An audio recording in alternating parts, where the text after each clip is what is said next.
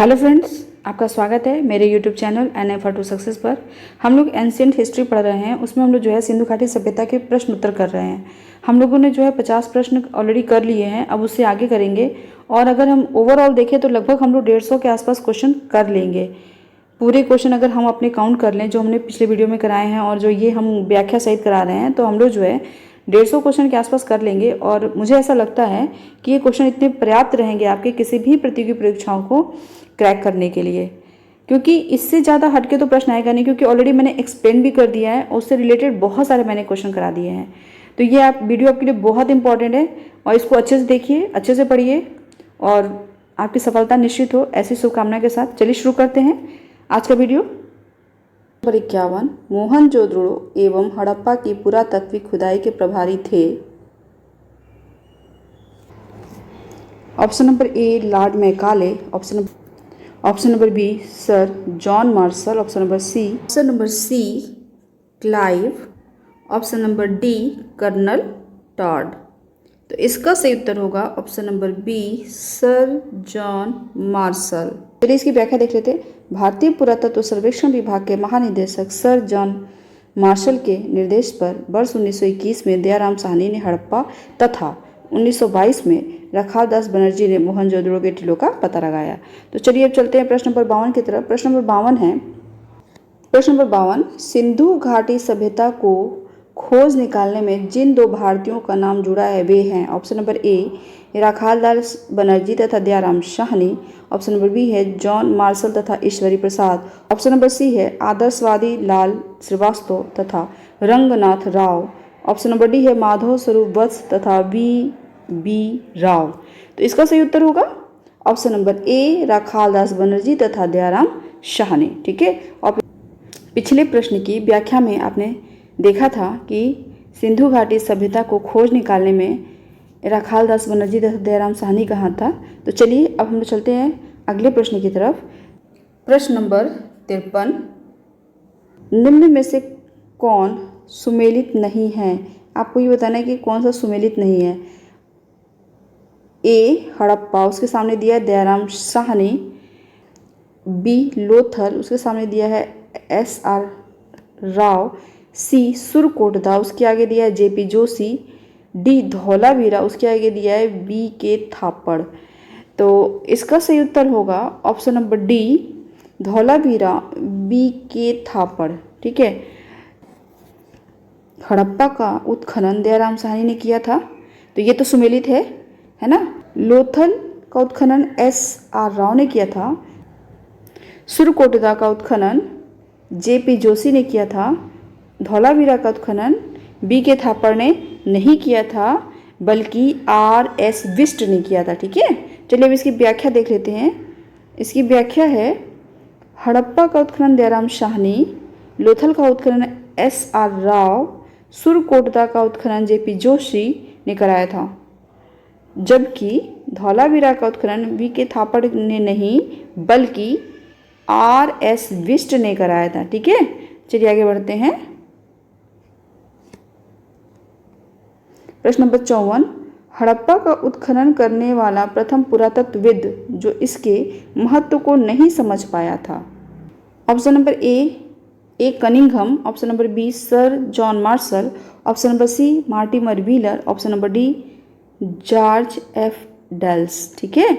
इसका सही उत्तर होगा ऑप्शन नंबर ए कनिंघम। चलिए इसकी व्याख्या देख लेते हैं। ए कनिंघम महोदय ने भारतीय उपमहाद्वीप के ऐतिहासिक महत्व के टीलों की खोज की थी, किंतु वह हड़प्पा के टीलों के महत्व को नहीं समझ सके थे। प्रश्न नंबर 55, निम्नलिखित में से कौन हड़प्पा और मोहनजोदड़ो के उत्खनन से संबंधित नहीं थे? ऑप्शन नंबर ए है R D Banerjee, option number B है K N Dikshit, option number C है M S Vats, option number D है वी ए स्मिथ। इसका सही उत्तर होगा option number D V A Smith. ठीक है। चलिए अब इसकी व्याख्या देख लेते हैं। वर्ष 1921 में दयाराम साहनी ने हड़प्पा का सर्वेक्षण किया। वर्ष 1926 में माधव स्वरूप वत्स हड़प्पा के सर्वेक्षण संबंधित रहे। मोहनजोदड़ो की खोज सर्वप्रथम वर्ष 1922 में रखालदास बनर्जी ने की तथा इसके पुरातात्विक महत्व की ओर ध्यान आकर्षित किया। इनके अतिरिक्त कुछ अन्य विद्वान के.एन. दीक्षित, अर्नेस्ट मैके, आर.एल. स्टीन, ए. घोष, जे.पी. जोशी आदि ने भी इस सभ्यता की खोज में महत्वपूर्ण योगदान दिया। अतः स्पष्ट है कि वी.ए. स्मिथ हड़प्पा सभ्यता की खोज से संबंधित नहीं रहे, बल्कि ये भारतीय एवं कला इतिहासकार के रूप में प्रसिद्ध थे। ये मेनली जो है एक लेखक के रूप में फेमस रहे हैं। प्रश्न नंबर 56, सिंधु सभ्यता की विकसित अवस्था में निम्नलिखित में से किस स्थल से घरों में कुओं के अवशेष मिले हैं? ऑप्शन नंबर ए है Harappa, option number B Kalibangan, option number C Lothal, option number D Mohenjodaro. इस प्रश्न के उत्तर जो हैं कई ऑप्शन हो सकते हैं, इसलिए जो है इसका उत्तर देना संभव नहीं है। चलिए इसकी व्याख्या से इसके उत्तर को समझने का प्रयास करते हैं। जय नारायण पांडे की पुस्तक पुरातत्व विमर्श के पृष्ठ संख्या 386 220 संस्करण के अनुसार सिंधु सभ्यता के अधिकांश नगरों के लगभग प्रत्येक घर में निजी कुएं एवं स्नानागार होते थे और पानी के निकास के लिए नालियों की व्यवस्था थी। रामशरण शर्मा की पुस्तक प्राचीन भारत का इतिहास के पृष्ठ संख्या 78 के अनुसार कालीबंगा के प्रायः सभी घरों में कुएं थे। ठीक। प्रश्न नंबर 57, भारत में निम्नलिखित के आने का सही कालानुक्रम क्या है? 1. सोने के सिक्के, 2. आहत मुद्रा चांदी के सिक्के, 3. लोहे का हल, डी. नगर संस्कृति। इसमें आपको बताना है सबसे पहले क्या आया, उसके बाद उसके बाद उसके बाद। ठीक है, देखिए अगर हम सही कालानुक्रम इसमें लगाएं तो सबसे पहले नगर संस्कृति थी हड़प्पा की। ठीक है, लोहे का हल आया, उसके बाद जो है आहत मुद्रा चांदी के सिक्के, ये सबसे पहला जो है सिक्का है। ठीक है, फिर उसके बाद सोने के सिक्के, सबसे पहले हिंद यवन शासकों ने सोने के सिक्के जारी किए थे। तो इसका सही उत्तर होगा 4 3 2 1। तो इसका ऑप्शन होगा ऑप्शन नंबर डी 4 3 2 1। ठीक है, चलिए अब इसकी व्याख्या देख लेते हैं। भारत में सबसे प्राचीन सभ्यता हड़प्पा सभ्यता अपनी नगर योजना के लिए विख्यात है। तो नगर योजना नंबर 1 पे आ जाएगा। ठीक है, हड़प्पा सभ्यता की नगर योजना की आधार सामग्री मोहनजोदड़ो, हड़प्पा, चन्हूदड़ो, कालीबंगा, लोथल, सुरकोटदा तथा बनावली से प्राप्त होती है। सिंधु घाटी की सभ्यता कांस्य से कालीन है। लोहे का ज्ञान कांस्य के बाद वैदिक काल में लगभग 1000 ईसा पूर्व में हुआ। भारत में सबसे प्राचीन सिक्के आहत मुद्रा के रूप में 6ठी शताब्दी ईसा पूर्व में अस्तित्व में आए। सबसे पहले भारत में सोने के सिक्के हिंद यवन शासकों 2वीं शताब्दी ईसा पूर्व ने जारी किए, जिनकी संख्या कुषाण काल में बढ़ी। ठीक है, चलिए अगले प्रश्न की तरफ चलते हैं। प्रश्न नंबर 58, सर्वप्रथम मानव ने निम्न धातु का प्रयोग किया। ऑप्शन नंबर ए सोना, ऑप्शन नंबर बी चांदी, ऑप्शन नंबर सी तांबा, ऑप्शन नंबर डी लोहा। तो इसका सही उत्तर होगा ऑप्शन नंबर सी तांबा। सर्वप्रथम जो है मानव ने तांबा धातु का प्रयोग किया था। चलिए व्याख्या देख लेते हैं। इसकी व्याख्या है, सर्वप्रथम मानव द्वारा तांबा धातु का प्रयोग किया गया। विश्व के विभिन्न भागों में इसके प्रयोग की तिथि में पर्याप्त अंतर है। ठीक है, अलग अलग भागों में अलग अलग समय पर जो है इस्तेमाल किया गया। प्रश्न नंबर 59, हाथी दांत का पैमाना हड़प्पीय संदर्भ में मिला है। ऑप्शन नंबर ए कालीबंगा में, ऑप्शन नंबर बी लोथल में, ऑप्शन नंबर सी धौलावीरा में, ऑप्शन नंबर डी बनावली में। तो सही उत्तर होगा ऑप्शन नंबर बी लोथल में। ठीक है, लोथल से जो है हाथी दांत का पैमाना मिला है। चलिए इसकी व्याख्या देख लेते हैं। हड़प्पा सभ्यता भारत की प्राचीनतम सभ्यता थी। हड़प्पीय संदर्भ में हाथी दांत का पैमाना लोथल से मिला है। यह गुजरात में स्थित है। चलिए चलते हैं प्रश्न नंबर 60 की तरफ। प्रश्न नंबर 60 देख लेते हैं। प्रश्न नंबर 60, हड़प्पा कालीन स्थलों में अभी तक किस धातु की प्राप्ति नहीं हुई है? हड़प्पा काल से पूछा जा रहा है। ऑप्शन नंबर ए है तांबा, ऑप्शन नंबर बी स्वर्ण, ऑप्शन नंबर सी चांदी, ऑप्शन नंबर डी लोहा। अभी आपने पढ़ा था कि लोहे का विकास वैदिक काल में हुआ था, ये हड़प्पा काल का पूछ रहा है। तो इसका सही उत्तर होगा ऑप्शन नंबर डी लोहा। जो है लोहे का ज्ञान हड़प्पा कालीन लोगों को नहीं था। ठीक है, तांबा का इस्तेमाल करते थे, वो सोने का इस्तेमाल करते थे, चांदी के भी इस्तेमाल करते थे, इसके साक्ष्य मिले हैं, है ना। चलिए अब इसकी व्याख्या देख लेते हैं। हड़प्पा सभ्यता एक कांस्य युगीन सभ्यता थी। यहाँ से तांबा, कांसा, स्वर्ण और चांदी आदि धातुएं तो मिली हैं, परंतु लोहे की प्राप्ति नहीं हुई है। वस्तुतः हड़प्पा कालीन लोग लोहे से परिचित नहीं थे। भारत में लौह युग का प्रारंभ उत्तर वैदिक काल लगभग 1000 ईसा पूर्व से माना जाता है। प्रश्न नंबर 61, निम्न में से कौन सा स्थल घग्गर और उसकी सहायक नदियों की घाटी में स्थित है? Option number A Alamgirpur, option number B Lothal, option number C Mohenjodaro, option number D Banawali. तो इसका सही उत्तर होगा option number D Banawali. Banawali स्थल जो है वो घग्गर और उसकी सहायक नदियों की घाटी में स्थित है।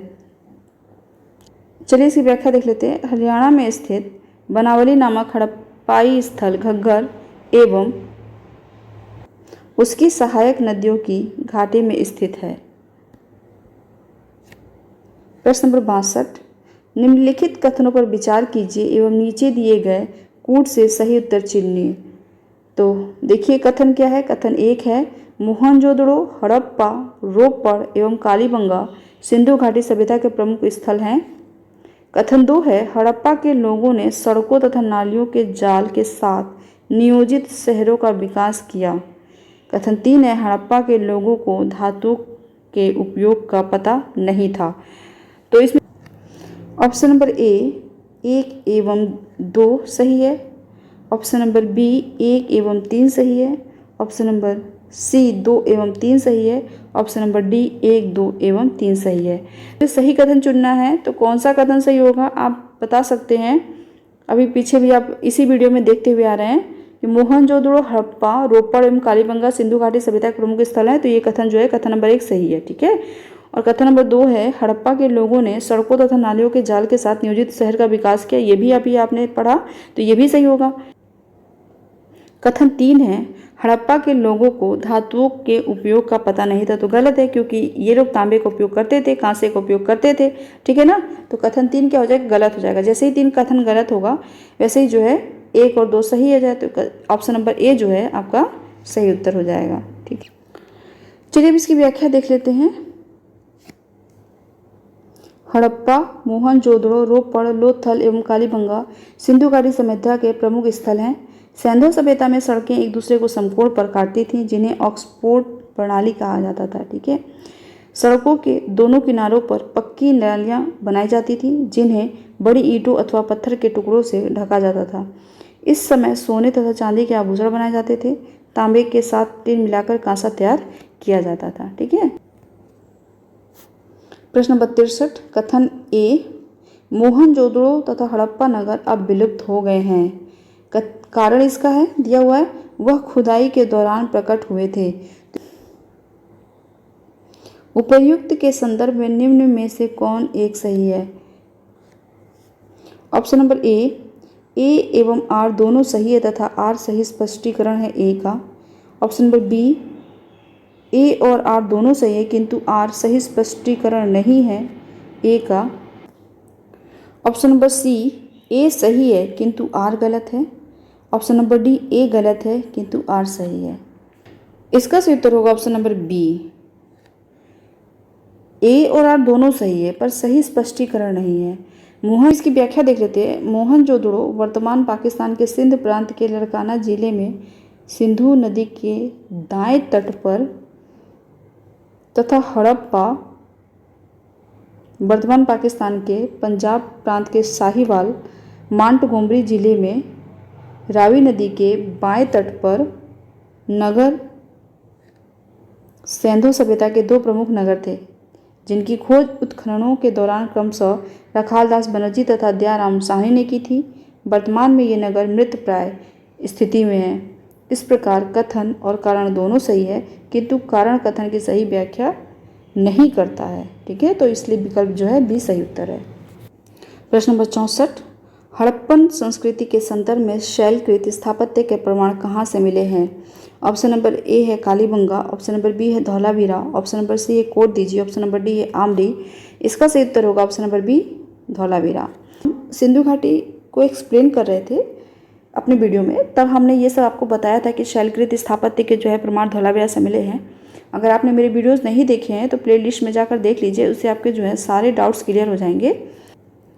चलिए अब इसकी व्याख्या देख लेते हैं। धौलावीरा हड़प्पा सभ्यता की भारत में स्थित दूसरी सबसे बड़ी प्रथम राखी गढ़ी है बस्ती है। यह गुजरात के कच्छ के रण में अवस्थित है। यहाँ से उत्खनन के परिणाम स्वरूप हड़प्पा सभ्यता की अनेक महत्वपूर्ण जानकारियाँ प्राप्त की गई। इन खोजों में शैलकृत जल कुंड महत्वपूर्ण है। ठीक है, चलिए अब चलते हैं प्रश्न नंबर 65 की तरफ। प्रश्न नंबर 65 है, धौलावीरा किस राज्य में स्थित है? वह है option number A Gujarat, option number B Haryana, option number C Punjab, option number D Rajasthan. तो इसका सही उत्तर होगा option number A Gujarat. Dholavira जो है गुजरात के कच्छ के रण में स्थित है। चलिए प्रश्न नंबर 66 देख लेते हैं। कौन सा हड़प्पीय नगर 3 भागों में विभक्त है? Option number A Lothal, option number B Kalibangan, option number C Dholavira, option number D Surkotada. तो इसका सही उत्तर होगा ऑप्शन नंबर सी धौलावीरा। चलिए इसकी व्याख्या देख लेते हैं। धौलावीरा नगर आयताकार बना था। इस नगर को 3 भागों किला, मध्य नगर एवं निचला नगर में विभाजित किया गया था। प्रश्न नंबर 67, निम्नलिखित में से कौन से स्थल में 3 नगरों के अवशेष प्राप्त हुए हैं? Option number A Mohenjodaro, option number B Sanghol, option number C Kalibangan, option number D Dholavira, option number E उपर्युक्त में से कोई नहीं। इसका सही उत्तर होगा option number D Dholavira. Dholavira से जो है 3 नगरों के अवशेष मिले हैं। प्रश्न नंबर 68, निम्नलिखित में से कौन सा प्राचीन नगर अपने उन्नत जल संचयन और प्रबंधन प्रणाली के लिए सुप्रसिद्ध है, जहां बांधों की श्रृंखला का निर्माण किया गया था और संबद्ध जलाशयों में नहर के माध्यम से जल को प्रवाहित किया जाता था? ऑप्शन नंबर ए है Dholavira, option number B Kalibangan, option number C Rakhigarhi, option number D Ropar. तो इसका सही उत्तर होगा ऑप्शन नंबर ए धौलावीरा। चलिए इसकी व्याख्या देख लेते हैं। धौलावीरा नामक प्रमुख हड़प्पाई पुरा स्थल गुजरात राज्य के कच्छ जनपद में स्थित है। धौलावीरा नियोजित नगर का एक उत्कृष्ट उदाहरण है। धौलावीरा नगर में अत्यंत नियोजित ढंग से अलग अलग नगरीय आवासीय क्षेत्र विकसित किए गए थे, जो संभवतः विभिन्न व्यावसायिक गतिविधियों और एक वर्गीकृत समाज पर आधारित थे। यह प्राचीन नगर अपने उन्नत जल संचयन और प्रबंधन प्रणाली के लिए सुप्रसिद्ध है। यहाँ पर बांधों की श्रृंखलाओं का निर्माण किया गया था तथा संबद्ध जलाशयों में नहर के माध्यम से जल को प्रवाहित किया जाता था। यहाँ से जल संचयन प्रणालियों तथा जल निकासी प्रणालियों के साथ साथ वास्तुशिल्प एवं तकनीकी रूप से विकसित सुविधाओं में नजर आने वाली उत्कृष्ट तकनीकी प्रगति, स्थानीय सामग्री की डिजाइन, कार्यान्वयन और प्रभावकारी उपयोग में स्पष्ट रूप से परिलक्षित होती है। प्रश्न नंबर 69, एक उन्नत जल प्रबंधन व्यवस्था का साक्ष्य प्राप्त हुआ है। ऑप्शन नंबर ए आलमगीरपुर से, ऑप्शन नंबर बी धौलावीरा से, ऑप्शन नंबर सी कालीबंगा से, ऑप्शन नंबर डी लोथल से। तो इसका सही उत्तर होगा ऑप्शन नंबर बी धौलावीरा से। प्रश्न नंबर 70, निम्नलिखित में से किस स्थल से द्विशव संस्कार डबल बरियल का प्रमाण मिला है? Option number A Kuntasi, option number B Dholavira, option number C Lothal, option number D Kalibangan. इस में भी जो है इस प्रश्न के उत्तर में भी कई ऑप्शन सही हैं, इसलिए जो है इसका भी उत्तर देना संभव नहीं है। चलिए इसकी व्याख्या के माध्यम से इस प्रश्न के उत्तर को समझने का प्रयास करते हैं। लोथल से सर्वाधिक 3 युगल समाधिकरण के साक्ष्य प्राप्त हुए हैं। कालीबंगा से भी एक युगल समाधिकरण का प्रमाण मिला है। राखीगढ़ी से भी युगल समाधि प्राप्त हुई है। यदि संख्या को आधार माना जाए तो सही उत्तर विकल्प सी होगा, किंतु यदि प्रमाण को आधार माना जाए तो सही उत्तर विकल्प सी एवं डी दोनों होंगे। आज के लिए इतना ही। अगर आपको मेरा वीडियो पसंद आया हो तो मेरे वीडियो को लाइक ज़रूर कर दीजिए। आपका लाइक जो है मेरे लिए मोटिवेशन का काम करता है, मुझे एनर्जी देता है कि मैं और अच्छे से अच्छा वीडियो बनाऊँ आपके लिए, ताकि जो है आपका जो भी आप पढ़ रहे हैं वो आपको तैयार हो जाए।